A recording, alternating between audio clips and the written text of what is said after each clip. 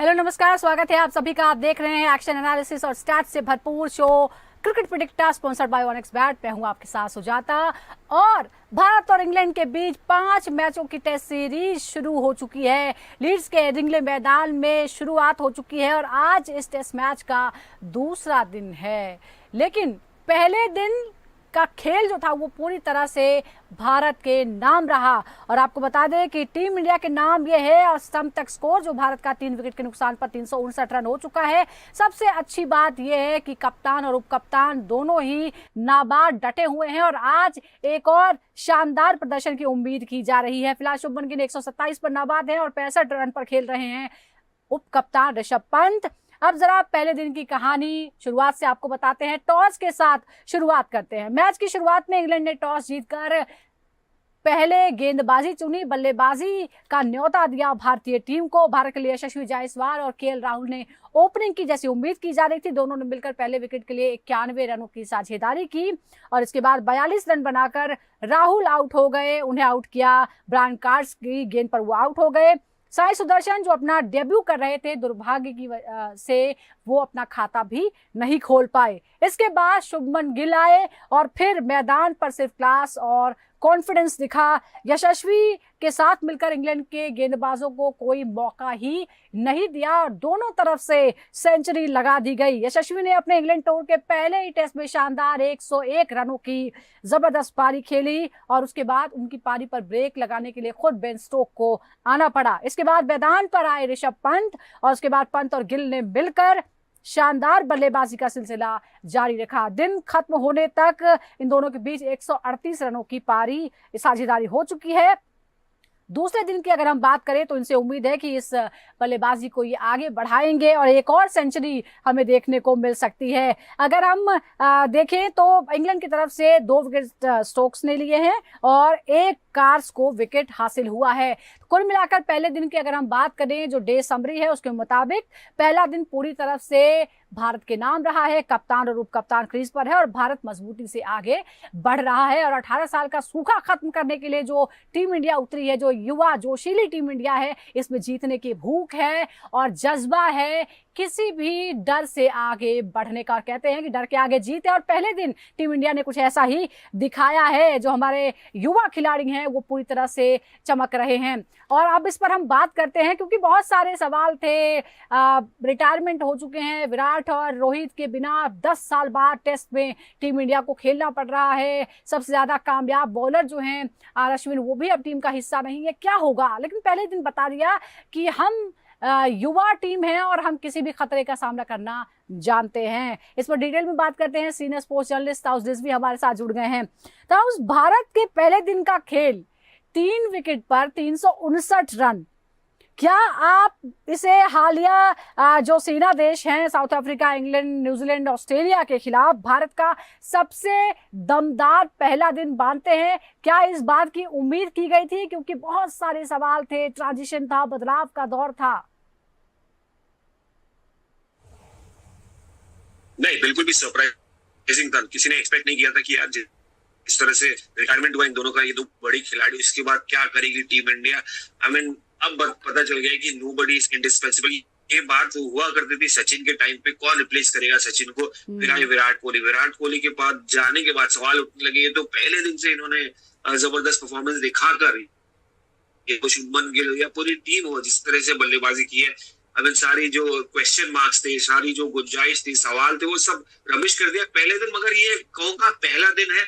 धूप थी, fast bowler उनके जिमी एंडरसन जो जबरदस्त टिकी हुई थी इंग्लैंड, जिसकी वजह से जीतती थी, वो नहीं है। स्टुअर्ट ब्रॉड नहीं है, तो काफी फर्क पड़ा है उससे। मगर eight the and first impression should be is the last impression, ये कहा जाता है। शुरुआत तो जबरदस्त की है। ये तो 5 टेस्ट मैच की सीरीज, मगर आई होप ऐसी चलती रहे क्योंकि जो नई इंडिया है उन्होंने जबरदस्त तरीके से अपना कॉन्फिडेंस दिखाई है। सवाल कॉन्फिडेंस का है।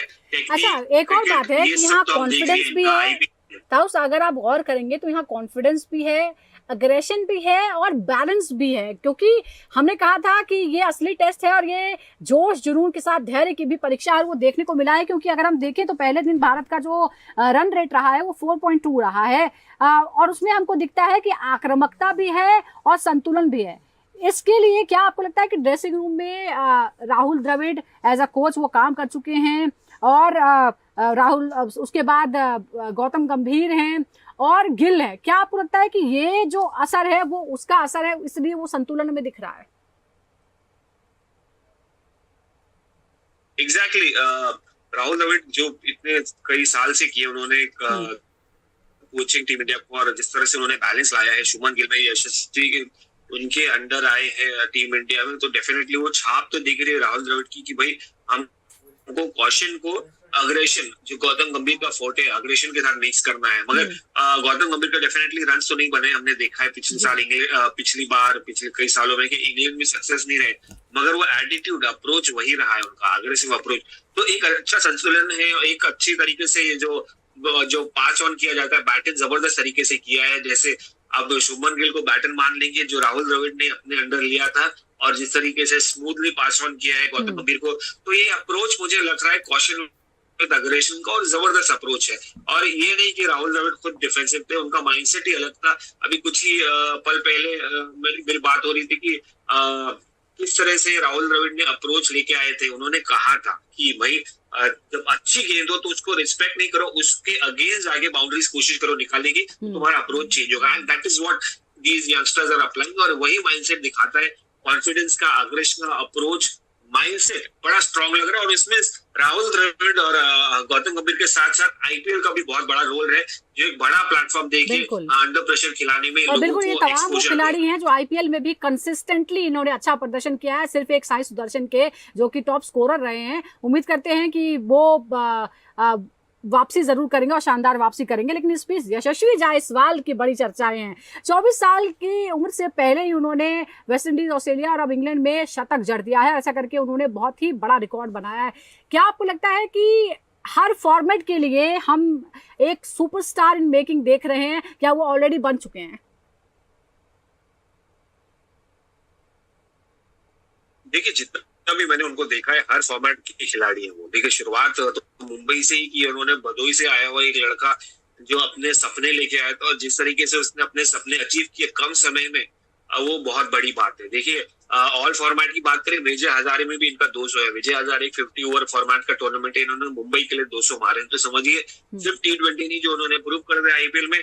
आप लॉन्गर फॉर्मेट देखिए, वेस्ट इंडीज में चाहे वो ऑस्ट्रेलिया में हो, चाहे वो साउथ अफ्रीका में इम्प्रेस करने की बात है, चाहे वो कल की बात हो, तो टेस्ट क्रिकेट में भी जमा लिया उन्होंने, अपना नाम एक बड़ा नाम कर दिया, एक प्रॉमिसिंग क्रिकेटर के नाम से आते बची। 50 ओवर की बात इंटरनेशनल क्रिकेट की बात विजय हजारे में तो किया उन्होंने, बड़ा नॉक्स खेला और कई बार मुंबई को जिताया है।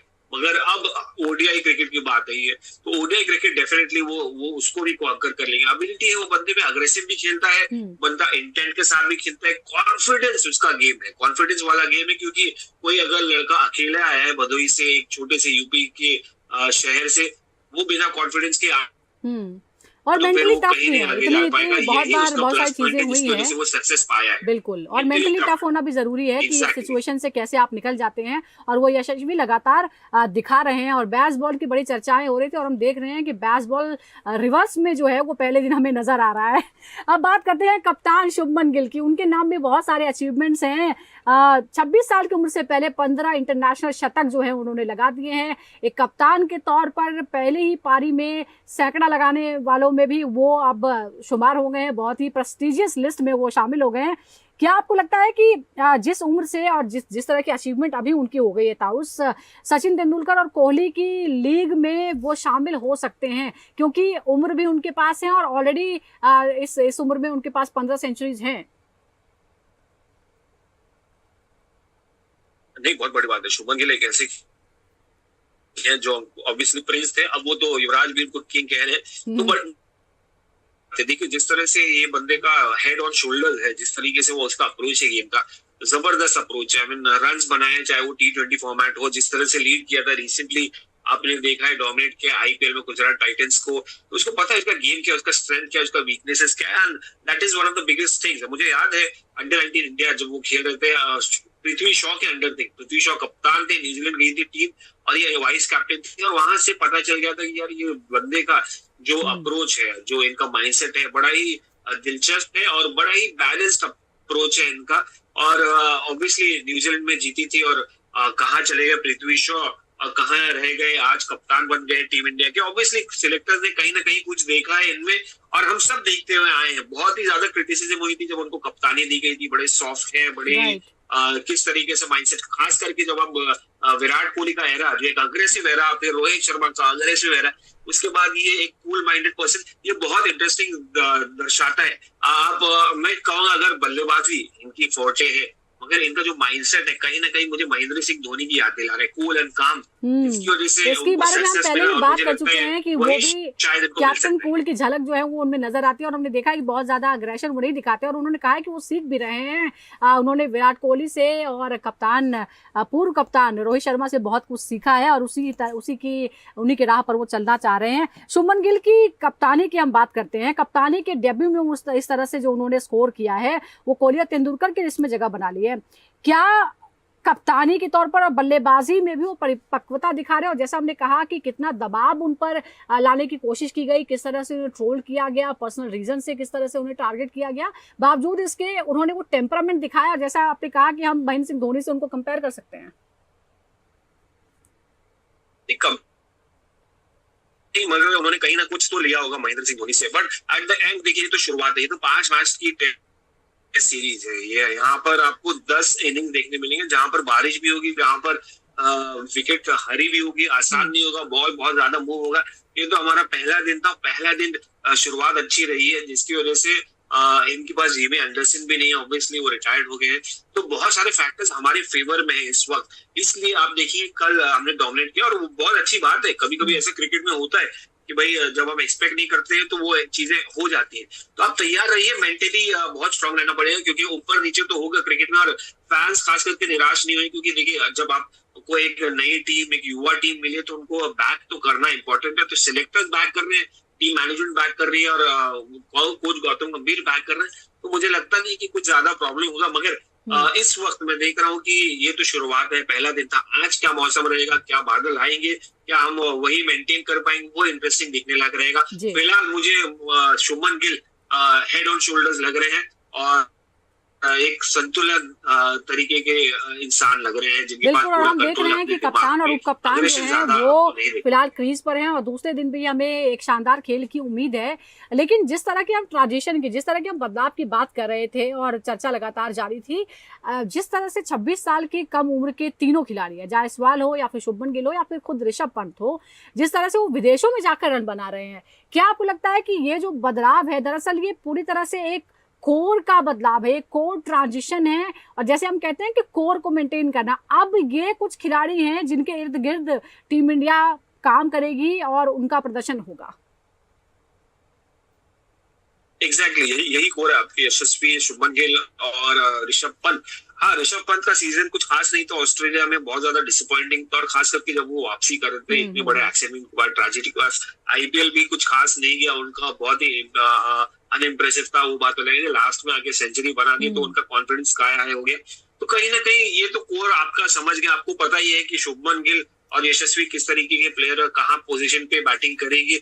ऋषभ पंत का एक इंपॉर्टेंट भूमिका रहेगी, इसलिए उनको वाइस कप्तानी दी गई है। KL Rahul is another guy जो इम्पोर्टेंट है पूरे आपके कोर में। केएल राहुल एक्सपीरियंस के साथ साथ, क्लास के साथ साथ एक्सपीरियंस भी लेके आते हैं, तो कहीं ना कहीं आप इनको अगले 4-5 साल देखेंगे टीम टेस्ट क्रिकेट में डोमिनेट करते हुए या हिस्सा लेते हुए। क्योंकि देखिए जब आपके रोहित शर्मा, विराट कोहली कोर थे, तो आपको इंडिस्पेंसिबल तो कोई होता नहीं है, तो आपको रिप्लेसमेंट इमीडिएटली मिल गया, तो वो बड़ी बात है। क्योंकि इंडियन क्रिकेट ने अपना बेसिक्स हमेशा राइट रखा है, and one of the reasons why they have rarely failed compare to other neighbouring countries जो अपना फोकस कहीं और रखते हैं, उनका फोकस उनको उनके कोर नहीं मिल पाते। तो the reason that Indian cricket has kept his all सारे बेसिक्स एकदम सही रखे, सारे पत्ते अपने सही खेलते हैं। बिल्कुल, मेंटरिंग लगातार चल रही है, बेंच स्ट्रेंथ जो है उस पर ध्यान दिया जा रहा है, ताकि किसी तरह का वैक्यूम क्रिएट ना हो, और हमेशा इस तरह के ऑप्शंस हो, और खेलने का भी मौका मिलता है। अलग अलग आईपीएल टीम्स में खेलते हैं, आपकी मेंटरिंग होती है, आप इंटरनेशनल